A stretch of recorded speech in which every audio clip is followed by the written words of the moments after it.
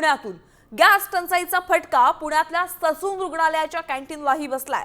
कॅन्टीनमध्ये केवळ आजपुरताच LPG gas साठा शिल्लक आहे अशी माहिती समोर आली आहे। तर गॅस पुरवठा न झाल्यास कॅन्टीन बंद ठेवण्याची वेळ येऊ शकते अशी शक्यता व्यक्त केली जाते आणि त्यामुळे आता रुग्ण आणि त्यांच्या नातेवाईकांना जेवणाच्या मोठ्या अडचणींना सामोरं जाऊ लागू शकतं।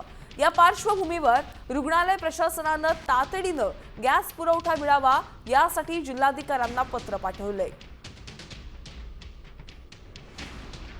माननीय अधिष्ठाता यांनी कलेक्टरांना 2 ते 3 दिवसापूर्वी पत्र लिहिलेलं आहे।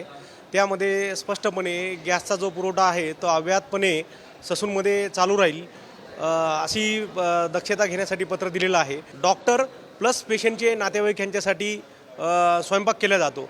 तर या दोन्ही ठिकाणी तसेच आमची कॉलेजची जी कॅन्टीन आहे त्याच्यानंतर जे आमचे अंडर ग्रॅज्युएट स्टुडंट आहेत या प्रत्येक ठिकाणी माननीय अधिष्ठाता यांनी गॅस सिलेंडर उपलब्ध असतील याची पूर्णतः दक्षता घेतलेली आहे।